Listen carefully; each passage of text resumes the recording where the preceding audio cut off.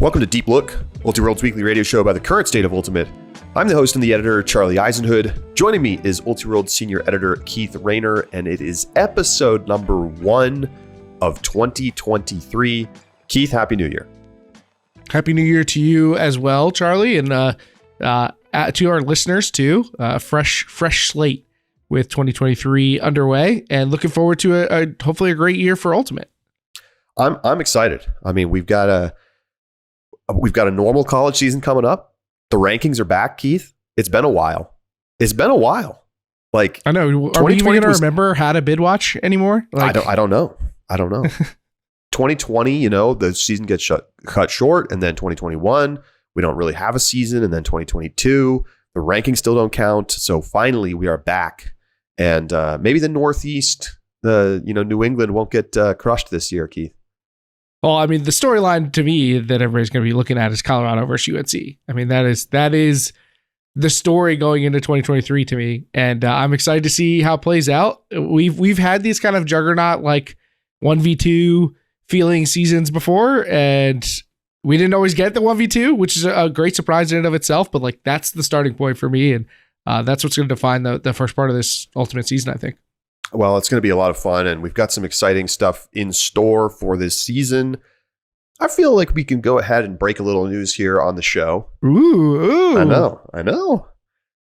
For the first time, well, not for the first time, but we are significantly expanding our live coverage of the college season. So in the past, we have streamed at some tournaments, particularly Stanford Invite and Easterns, as well as occasionally Northwest Challenge. But this year, we are planning to be doing live streaming from a number of events throughout the season, beginning with the Santa Barbara Invite at the end of January. And this is going to be a significant expansion in terms of your ability to follow the college season out west, out east. All of the big major tournaments are expected to have live coverage. And, there's still some possibility that things will change based on the, infrastructure and those kinds of things. But the plan is to have a lot more games available live. And that also means that games will be available immediately following games. If you're looking to watch tape, you will not have to wait as long or at all to watch games following a tournament. So, in the past, we've done a lot of post-produced video that often takes us a few days and sometimes over a week to get fully edited and posted. Now our goal is to do as much as we can live so that games are available immediately. This will be available to full and plus Ultiworld subscribers, as well as all college team pack purchasers. The college team pack is going on sale in the next few days. If you sleuth, you maybe even find a link now. And we are looking forward to just an awesome year of Ultimate, not only the college season, Keith, but then we've got the U24 Worlds over in the UK. We've got a big club season coming up. Obviously, all the semi-pro stuff. And then PAUC in November in the Dominican Republic. Club Nationals. We don't know where it's going to be, but I would put pretty good money on San Diego again, Keith.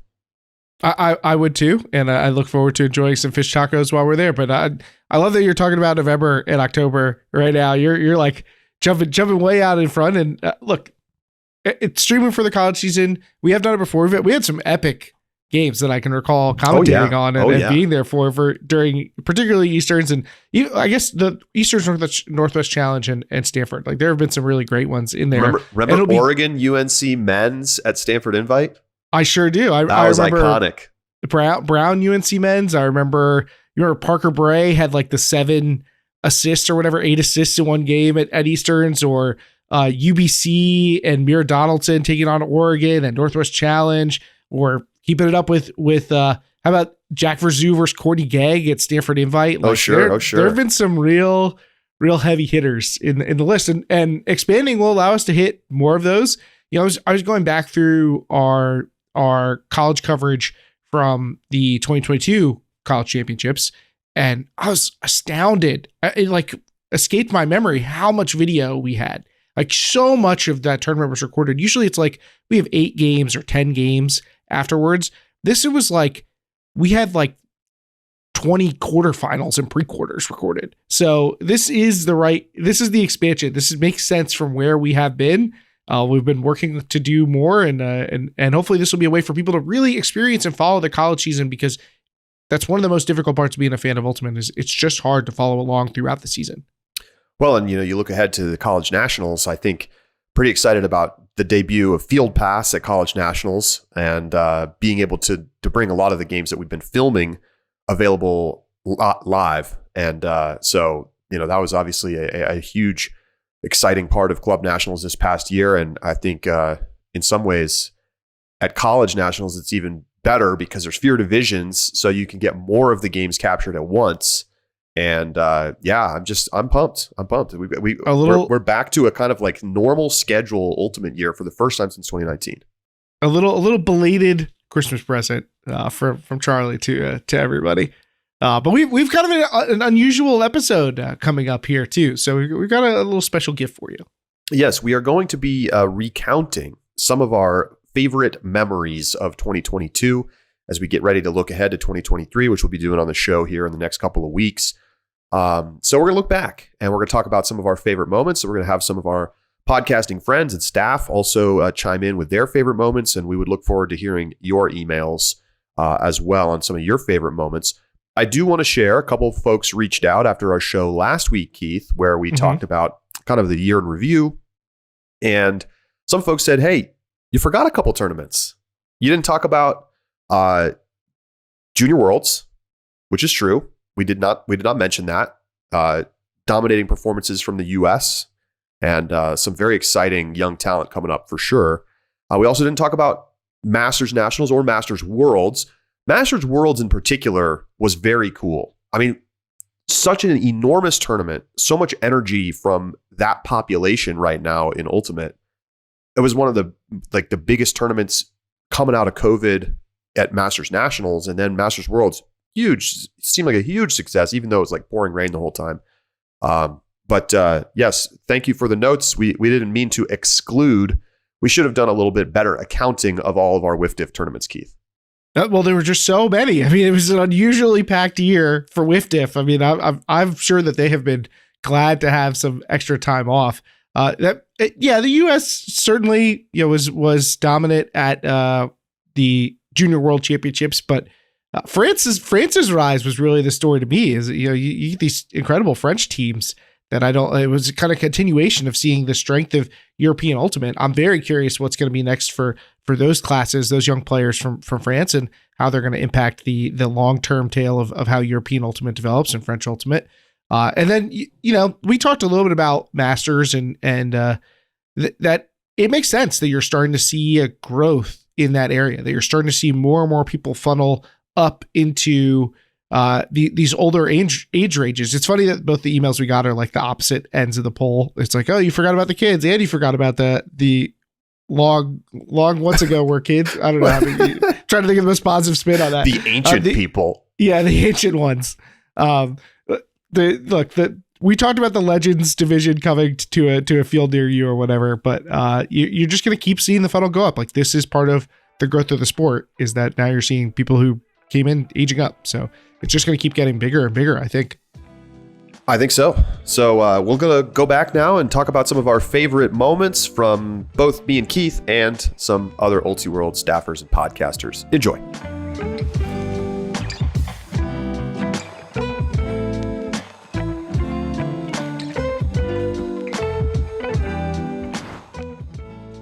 Charlie here. My favorite moment from 2022 comes from the World Games. Traveled down to Birmingham, Alabama, and got ready to watch what I was expecting to be a fun tournament. Exciting. Could Colombia upset the US? Maybe. What are we going to see from the European teams? Wasn't expecting that much. Instead, we got what was clearly some of the best Ultimate that we've ever watched at the international level. Incredibly high quality games, incredibly high quality teams, and just game after game of exciting Ultimate. The shorter games to 13, which maybe not ideal in terms of crowning the best team, did make for exciting games because with the offensive quality that you had on hand, breaks were at a premium, And it meant that if you gave up 1 or 2 breaks early in the game, you might not be able to claw out of the hole. But the thing is, it's not just about the Ultimate itself. The entire experience of being at the World Games was so much fun.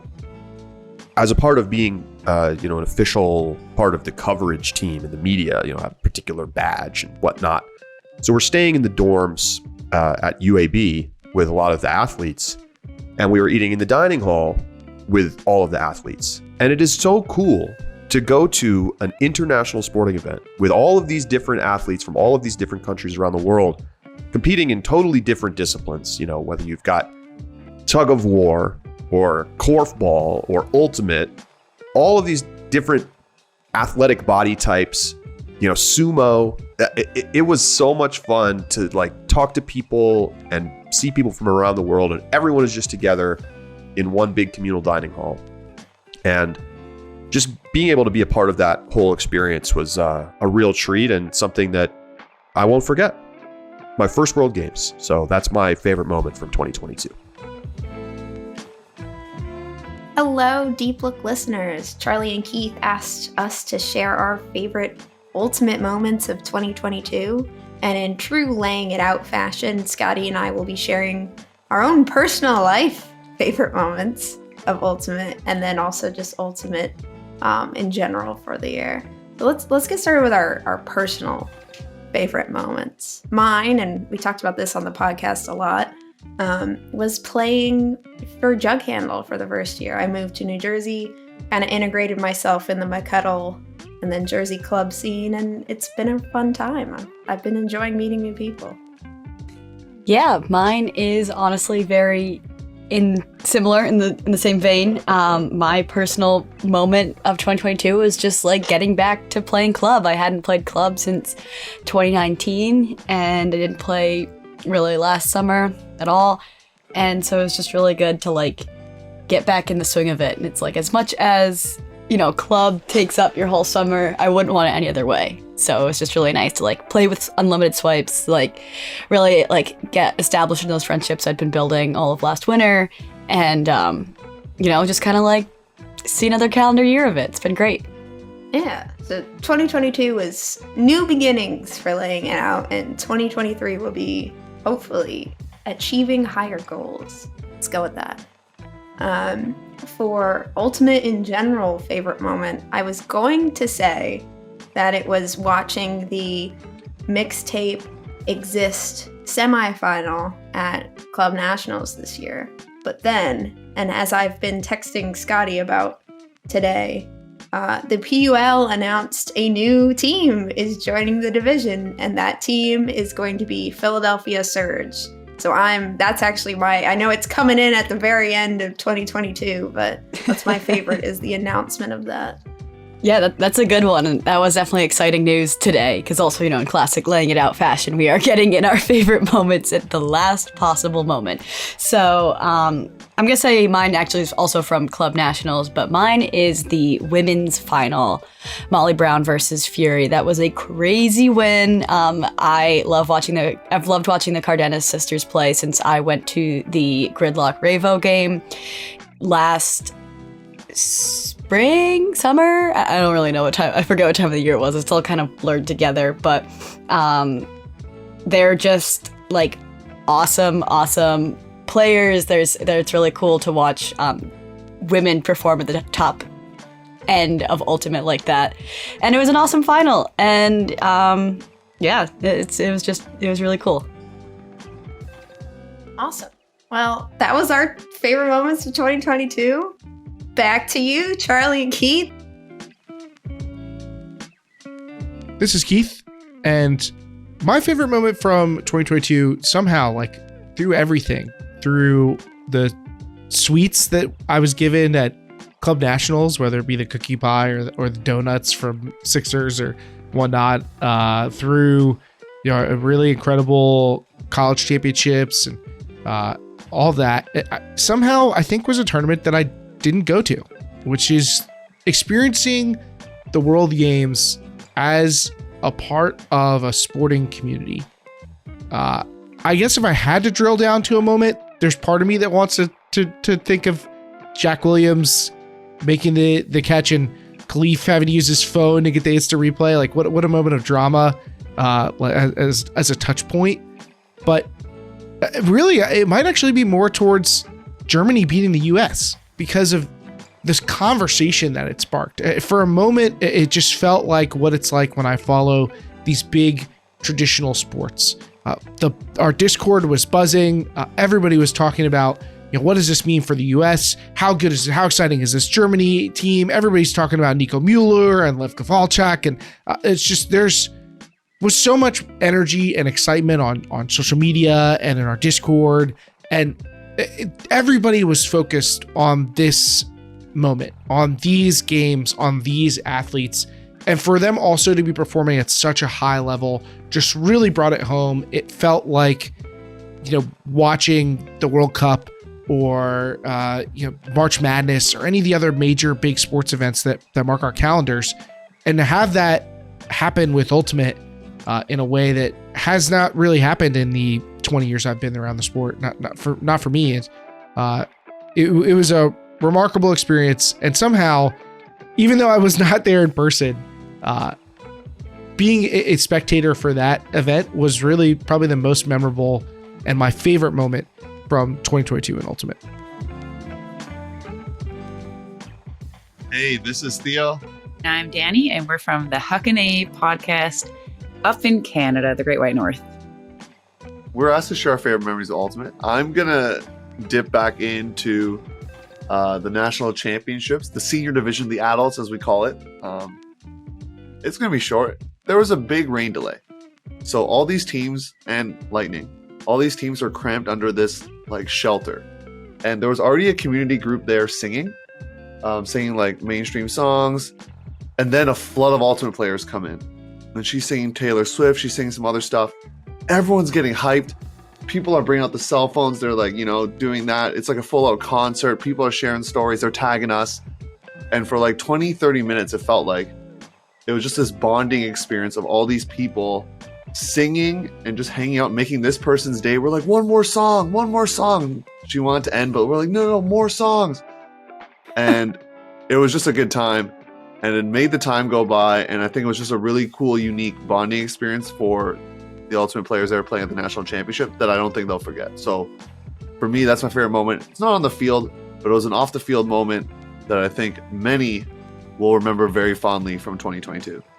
For me, the most memorable, exciting moment was at WUC in Ohio. So I was lucky enough to get to play in the showcase game with Traffic against Mud from Japan. And what was so exciting about that is, well, first of all, I've never played in front of 3,000 plus people. So that in itself was a crazy experience. And my team played like we were nervous, to say the least. But prior to the game, we're in America. So why not start the tournament in the most American way possible? So my favorite memory was being all nervous and everything, getting excited to play against a Japanese team, which I'd never played against before. And we look up in the sky and there's these 3 men falling in the air with American flags trailing behind them. And the last guy landed in this superhero pose. It was just very epic. We were all laughing so much because it felt like a true Americana moment at this World Championships. And I'm sure I was not alone in thinking that, but it was awesome. It was a spectacle, and it kind of relieved a little bit of the tension for my team for that moment anyway. Hey, those are our favorite memories. I know there's going to be more from the family of podcasts here at Ultiworld. So thank you for listening to us. And Deep Look, we thank you for featuring our stories. Yeah, and good luck on the Ultimate field in 2023. Hey gang, it's Patrick Stegemeller, senior staff writer, talking about my favorite moment of 2022 in Frisbee, which, upon some reflection, is Tony Vanieri's ejection from the Washington-Colorado pool play game at College Nationals back in May. It was, and we can admit this, it was a dry Nationals for the most part, but it did have this moment, which left me filled with starry-eyed wonder as I witnessed it as a spectator on the sidelines.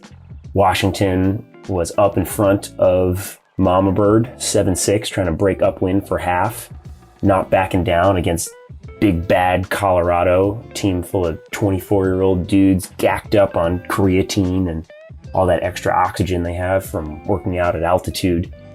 Vinieri had already gotten a yellow card earlier in the game, not backing down. And then trying to break up win for half. Swing goes off to a Mama Bird handler. And Vinieri comes in, and what do you call it when you backpack someone, but from the front? A full face backpack, like a koala-ing them, or just front packing maybe. So yeah, Vinieri front packs this Colorado handler who's just standing there trying to catch a swing. No foul though, because the disc is caught. No stoppage, play on. Stan Birdsong has a catch block in the end zone. Vinieri on the counterattack comes under, receives the disc, turns around, steps out, and launches just an absolutely outrageous 55-yard break backhand huck straight into the teeth of the wind. Caught, goal, Washington up 8-6. Oh my God, they're going to beat Colorado. They're going to win nationals. Except no goal, disc comes back. It's a travel, and that stoppage gave the observers time to come in and give a second yellow card to Vinieri. He's ejected. USAU is locking him away in a tent somewhere because he can't be present on the sidelines. No one knows what's happening. Full pandemonium, and everyone there got to witness just the full range of human emotions over the course of about 15 pretty confusing seconds. That was pretty cool. But bonus moment of the year, an actual moment of the year, was when that Ulti-Photos guy called Charlie Chunk in the media tent instead of Chuck. So happy holidays, Chunk and Keith. Have a good one. Hey, Charlie. Hey, Keith. This is Ravi from Eurozone. And top moments of 2022. As you guys probably know, I'm pretty into International Ultimate, and this was a huge year for International Ultimate. We had the World Games, WCC, UCF was back in real force again, and those all had their awesome moments. I think that Germany beating the US, that moment in the World Games was just awesome for European Ultimate to see that one of our teams that I think a lot of us thought the French-German GP teams wouldn't really be competing with the top, but then Germany came out here and showed they were really top class and showed that when we can get a team down to 14 players, we can really hang with the rest of the world, European teams. That was awesome. WCC had two moments that were, well, I'll save the last one for last, but yeah, the first one is Mooncatchers beating Sockeye. That was a huge moment in that quarterfinal game, seeing this Belgian club team with a few Latvian pickups go out there and take it to this Seattle powerhouse. That was awesome. And then there was at the UCF, a lot of things it was just great to have a real UCF again. But to see Ranelagh get the upset win against Clapham, winning on Universe, it's a team from Dublin who's never really been maybe even a semifinal. I don't think even a semifinals team before, come out there and really win, and in a deserved way, not really a lucky fluky way, beat the big boys from London, Clapham. That was an awesome moment to see. But the best moment was definitely when Revolution beat Fury in the WCC final. That was amazing. That was such a stressful match to watch. I was rooting for Revo the whole way, and especially that Universe point, I think, had like 6 turnovers, was it? Heart was just racing, pounding, hoping that Revo could pull out this win, and they finally did. And it was just such a mountain that they finally climbed to see the ladies from Columbia go out and do it. That was my favorite moment of 2022. All right, happy holidays, everyone. Happy New Year. See you guys soon.